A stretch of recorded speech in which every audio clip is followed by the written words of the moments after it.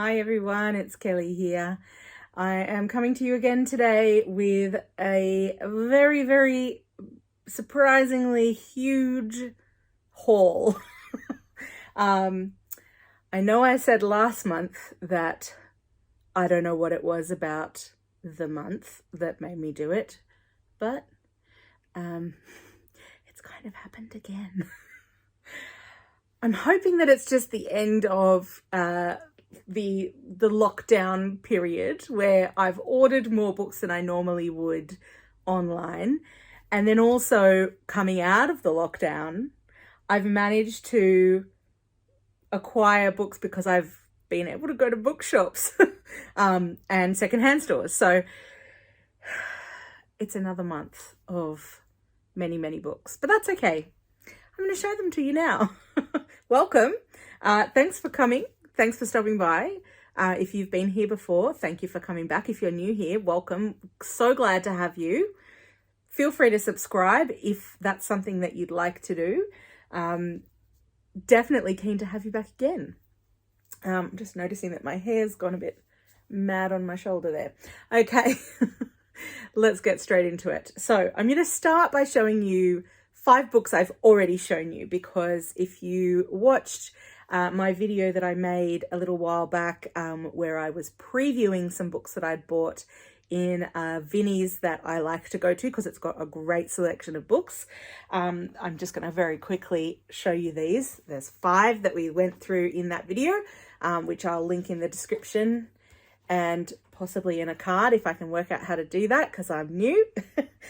So they were The Water Dancer by Ta-Nehisi Coates, The Diary of a Bookseller by Shaun, Bythell, The Rain Heron by Robbie Arnott, The Cruel Prince by Holly Black, and The Paris Library by Janet Skeslien Charles.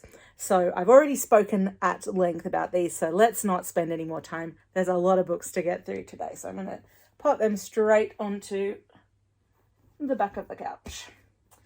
Okay. Done. That's 5. Okay, I've got my little list here so that I don't lose my place or forget what I want to talk about these books.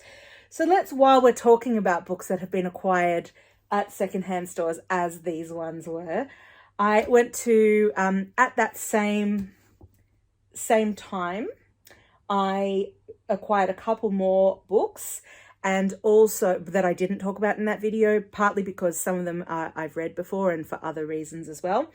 And then I also went to a different secondhand store. So this one was a Salvation Army store, which we call the Sallies or the Salvos. So it was at a Sally's and I picked up some more books there. So let's have a look at those. So the first one is called Goodwood by Holly Throsby. I read this on Kindle, how long ago now? Maybe 2 years ago, and I really enjoyed it. So when I saw this and I think it was only, I've already taken the tag off, but I think it was only $3, somewhere in the vicinity of $3 to $5, I decided I would get it, especially because it's in this nice big format paperback that I like so much. So this is a really, really good book. It's set in a small town in Australia, and it's a kind of a mystery story. A terrible thing has happened. Somebody vanishes and nobody knows what's happened, and then another person vanishes and nobody knows what's happened. So, and it's two seemingly unconnected situations, but were they? And it's a really enjoyable read. So if you haven't seen this one or picked this one up before, I would encourage you to. It's a really good read. The next one I don't know anything about other than it just looked really cool. So this one's called Pelagia and the Black Monk. It's apparently the second in the series. If you've read the first in the series, which is called, and if you've read this one, The White Bulldog, I believe. So it's probably Pelagia and the White Bulldog. Let me know if I need to read that one first before I read this one, because it just looked super cool. So this one's by Boris Akunin, which is a pseudonym. It's and it actually tells you that on the back. of Grigory, I don't think I can pronounce this last name, but I'll have a go. Chakatishvili. That's probably wrong. Sorry about that. And he has been compared to Gogol, Tolstoy, and Arthur Conan Doyle. And he is a Russian author who lives in Moscow. But I just thought, the idea, I don't know what it is about books that are set in monasteries or, what's the nun version? Is that also called a nunnery? Where there are nuns or, sort of religious orders. I really tend to enjoy books in that setting. It's probably a weird thing for me. I don't know what it is. But she just kind of look at it. She's got her knitting neat. I don't know. It just looked amazing. And it sounded interesting. So we've got a small Russian town. And there's the arrival of a stranger called who is a desperately frightened monk from the island monastery of New Ararat, who is seeking the help of the bishop. And then something happens. Oh, the bishop dispatches some people, and then they are met with unexpected fates. And so Sister Pelagia takes matters into her own hands and starts to investigate what's going on in this situation. It just sounded really cool. The cover looked cool. The nun, the knitting, I don't know.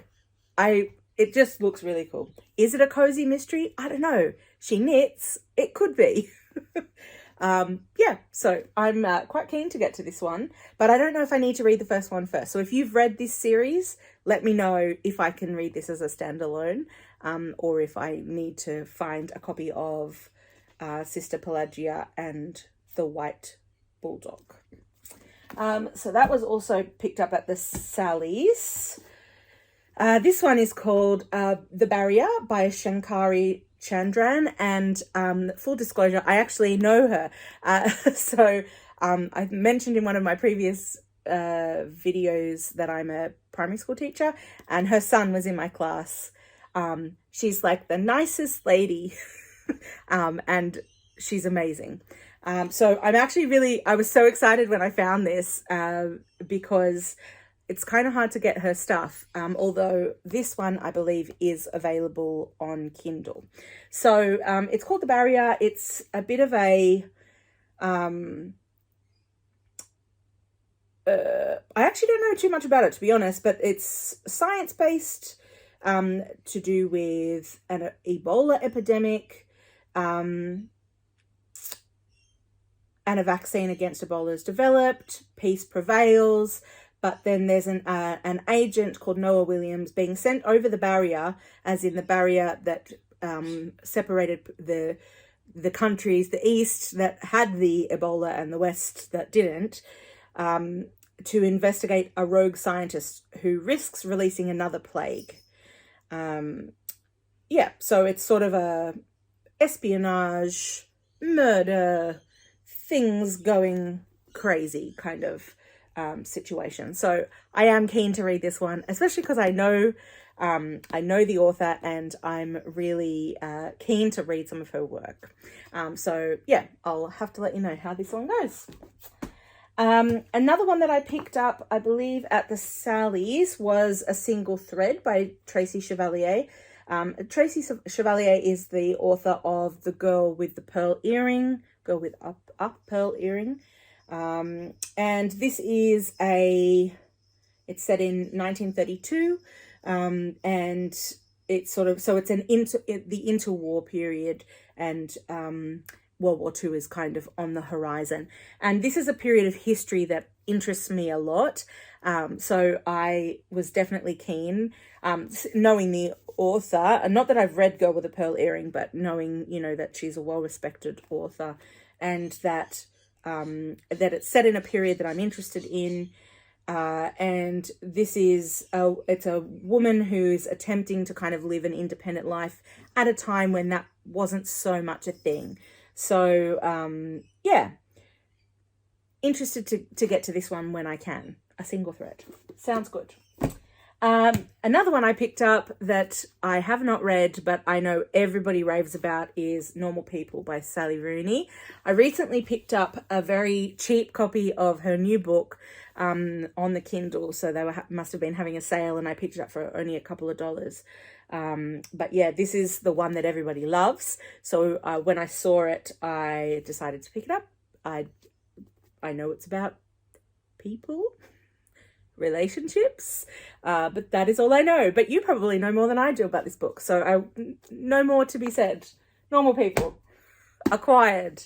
The next one is called Last Woman Hanged, and this is a true story about a woman called Louisa Collins, who was the last woman to be hanged in New South Wales as a sort of a punishment, like a via the judicial system sort of situation.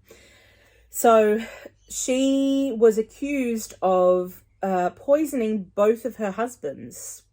I'm assuming they were not at the same time, her husbands, but one after the other. And they put her on trial 4 times to get a conviction. And then it really was this kind of like, well, obviously because of the consequence that no more women were hanged in New South Wales, which is the state in Australia where I live. Because of that, it sort of obviously changed public opinion about hanging for women, at least. But this author, Carolyn Overington, is going into, was she actually guilty, and sort of reviewing the evidence that we have to just try and discover the truth. So it sounds really, really interesting, a non-fiction about the last woman who was hanged in New South Wales. I think I'm going to start doing this. Okay, the last one that I got from, and I think this one was from the Vinnies, and it was just $1. It's a graphic guide to feminism, and it's literally just little snippets of information.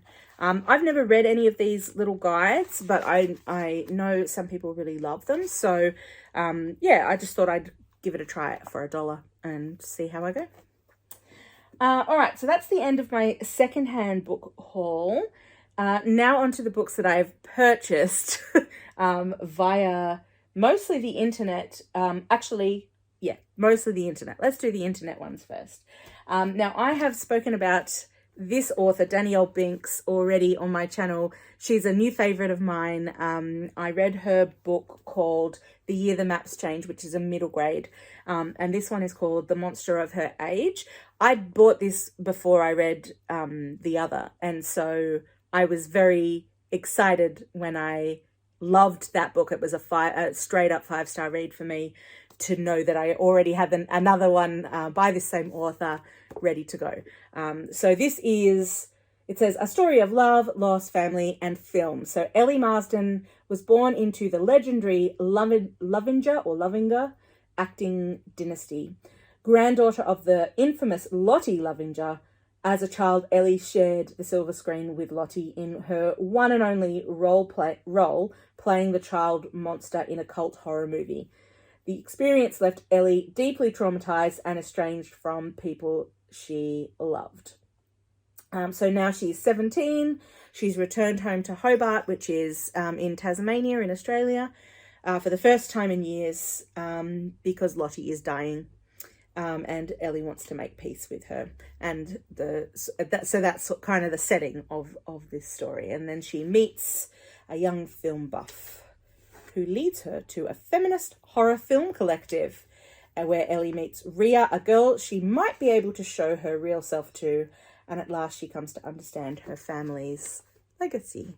So I'm very keen to read this one. I haven't included it in my TBR for November just because I had a tricky month in October where I just didn't get to a lot of the books that I had planned. So I've just included the ones that I know I really need to read that in November. But if I can get to this in November, I definitely will, just because I loved how The Year the Maps Changed so much, and I'm really keen to read the next one from Danielle Binks.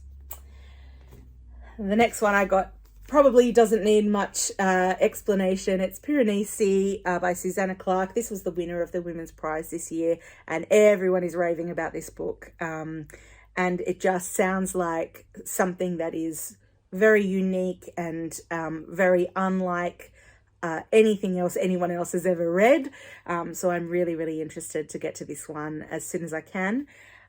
Maybe December or January. I think I might even take this one on my summer holiday in January. We'll see how we go. But I'm definitely keen to get to this one ASAP because it just sounds amazing. The next one that I've purchased is called An Exclusive Love by Johanna or Joanna Adorjan.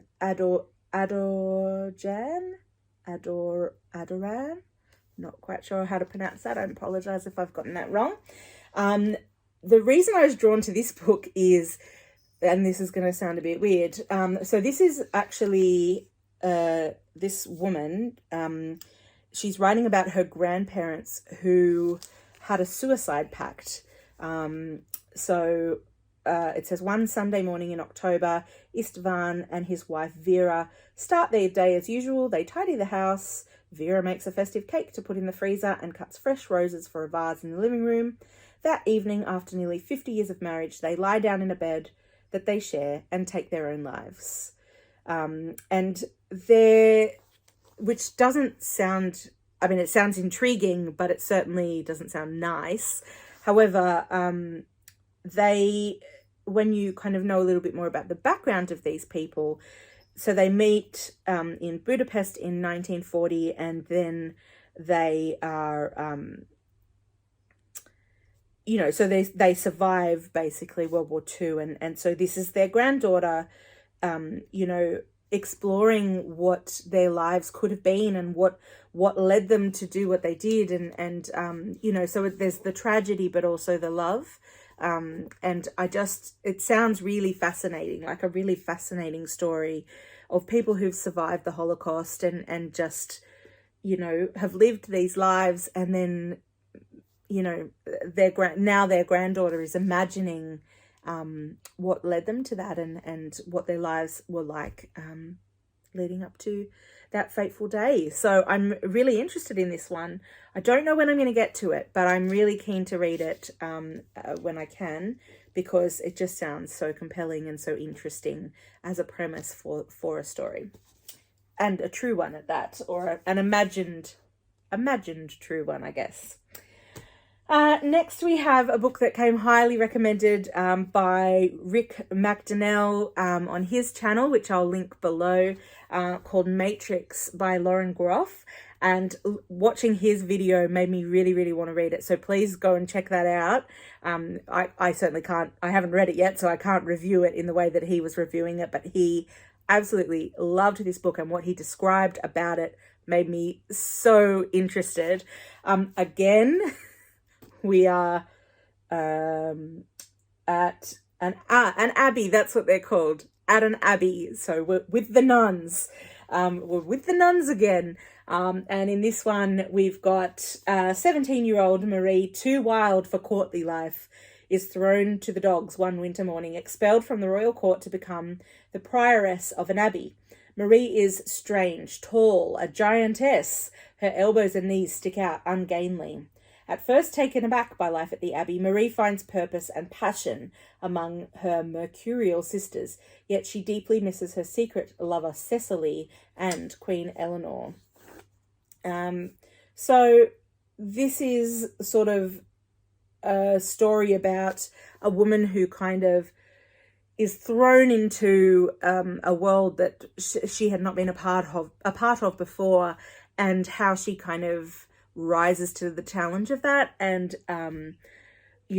becomes this defender and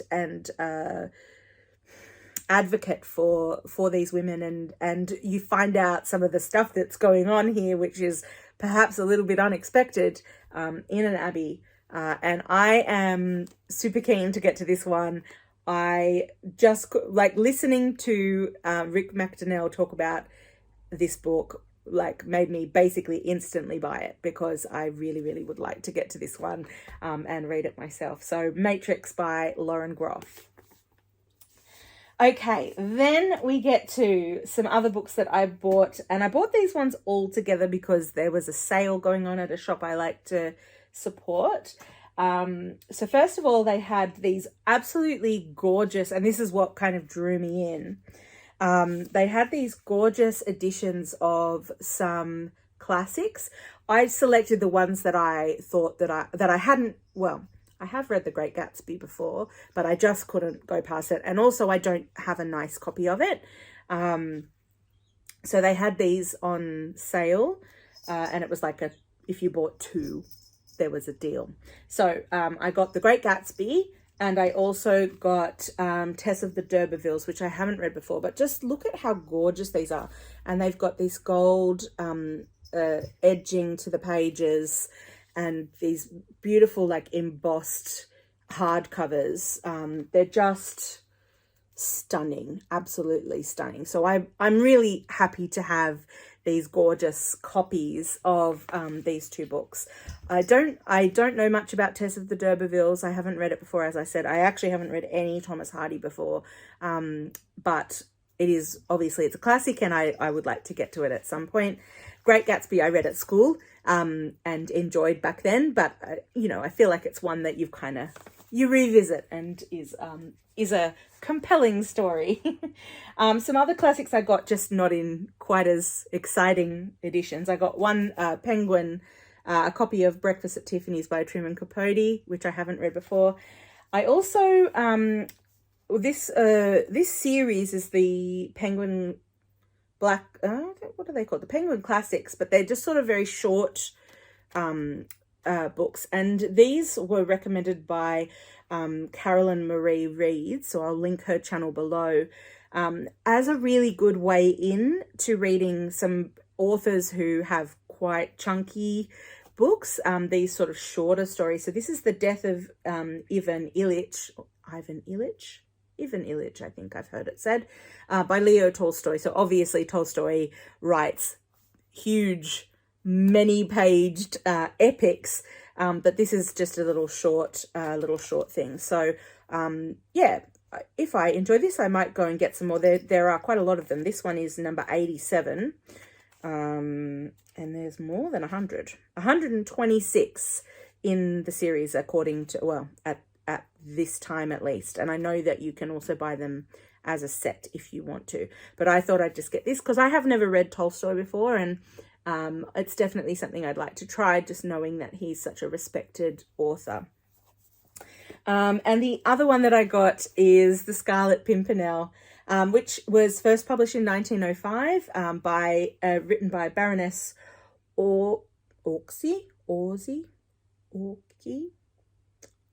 I don't know how to pronounce that. Orczy, maybe.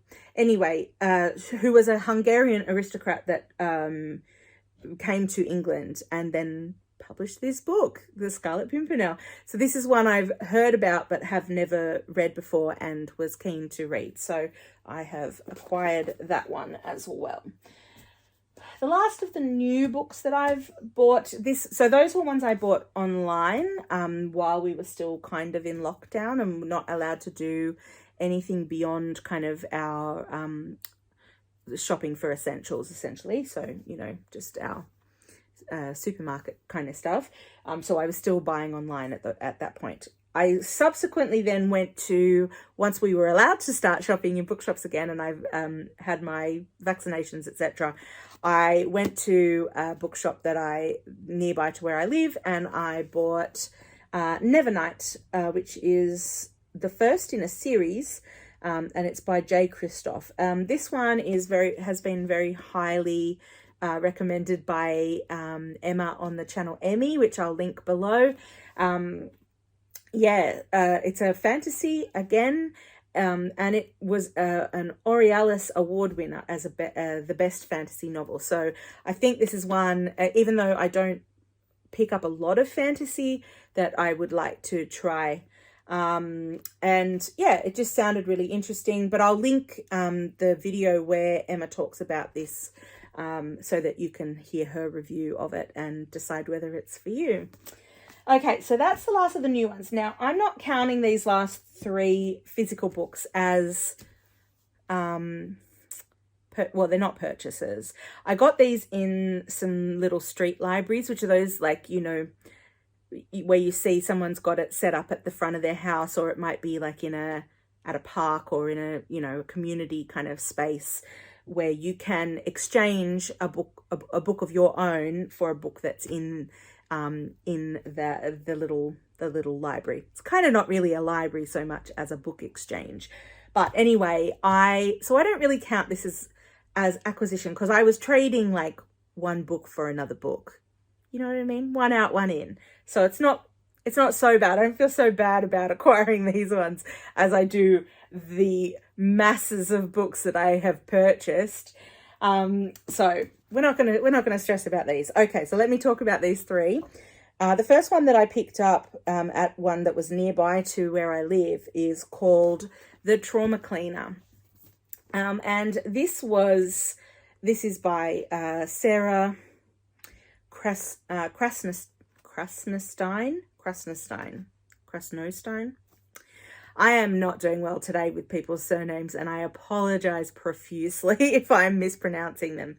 But it is about a trans woman called Sandra Pankhurst, who runs what the company is called Specialized Trauma Cleaning Services Priority Limited. And so this is basically her story. So, and it's fascinating for many reasons. So one, I believe this goes into Sandra's life prior to her transition, as well as talking, which, you know, is fascinating in and of itself, to just kind of hear about how that has impacted her life, and you know, some of the things that she's come up against in transitioning, but also just that as a job, to work as a trauma cleaner, to go and clean up after, you know, in hoarder houses and in with crime scenes and all sorts of you know, horrific things that you would see in doing a job like this, and to then, you know, go in and clean up a space so that people can go back in there again and use that space. You know, just a fascinating sort of premise and person that I'd like to read more about. So I'm really keen to get to this one, the Trauma Cleaner. I'm running out of space. Maybe keep stacking up here. And then I went to a different little street library and got two books there. One is called Hannah's Daughters by Marianne Fredriksson, and I believe this is translated from the Swedish, and it's a multi-generational family saga, essentially, tracing the lineage of this family. 3 generations of Swedish women. So that sounded interesting to me. And then I picked this one up because I wanted to have something to take, something really light and fluffy to take with me. And I'm hoping this is light and fluffy. If you've read it, perhaps you can let me know, to take with me on my summer holiday, because, you know, I do want to read some meaty stuff while I'm down there, but, you know, you just kind of need a palate cleanse sometimes if you're reading heavy kind of books, to just read something that's a bit more, you know, light and fluffy, and that you can just kind of breeze through. So I've picked up Tumble Down Manor by Helen Brown. And I was drawn to this one basically because she ends up buying, so the character's called Lisa Trumpeton, who is an author. The deadline for her next novel is looming.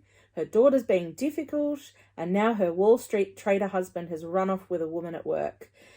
So she makes an escape home to Australia, and she buys a big old country house that used to belong to her great-grandfather.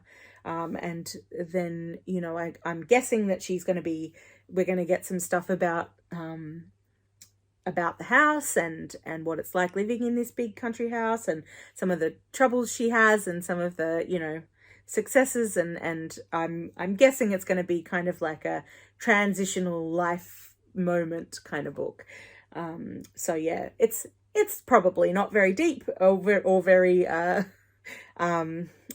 it's not going to have a lot of gravitas, but it'll hopefully be a nice fluffy read for my summer holiday coming up in January.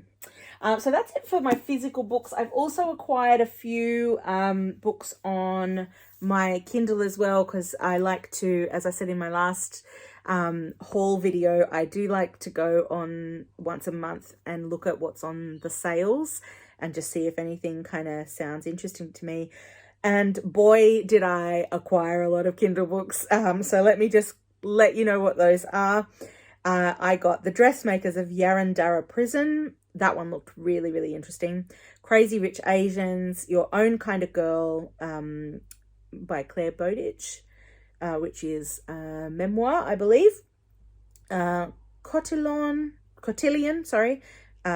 which I think is a Georgette Heyer, which I've read. I read The Black Moth by Georgette Heyer and really quite enjoyed it. So I got this one because it was cheap on sale. Another one called Reputation, which I believe is one that was written by a booktuber, possibly. Have to look into that one a little bit more. But yeah, I remember reading it. It's sort of like a Bridgerton meets something. Can't remember what the tagline was there, but it's that sort of idea. Another book called Not My Father's Son, which is a biography of a celebrity. Can't remember which celebrity, but I'll pop it up on the screen if I remember. One called Metazoa, The Left-Handed Booksellers of London. One called Banjo, which I believe is about Banjo Paterson, who's a well-known Australian poet.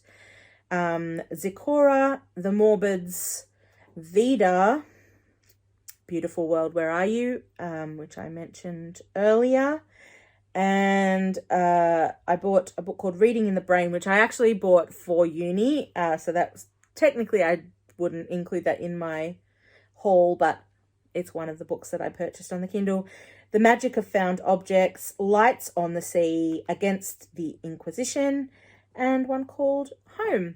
And I can't remember what some of these are. So again, this is my problem. I keep buying these books on the Kindle and then never getting to them because I forget what they are. So I need to have a better system of writing down why I'm purchasing these things so that I don't forget. It's a bit easier when you've got a physical book because you can kind of, it's a physical object you can kind of literally hold and I guess hold on to the memory of why you picked it up without having to kind of like sift through digital stuff to and oh yeah, that's right, that's why I bought that. Yeah. Anyway, I'm rambling now, so I'm going to stop. That is my haul, my ridiculous haul again for October. November, I am not going to purchase this many books in November, I promise you. Hold me to that, everybody, please. All right, so that's my haul. Thank you so much for watching and for sticking with me through these many, many books. Have you picked up anything new recently? Are you just coming out of lockdown like I am and going crazy, going into bookshops and buying things, going secondhand shopping, all of those kind of things? Have you ever found anything really good in a little street library that you were not expecting and just, you know, has blown you away? And have you read any of these? Tell me what's good. What should I add to my TBR really quickly? I'd love to hear from you down in the comments and have a chat with you there. But yeah, until next time, bye for now.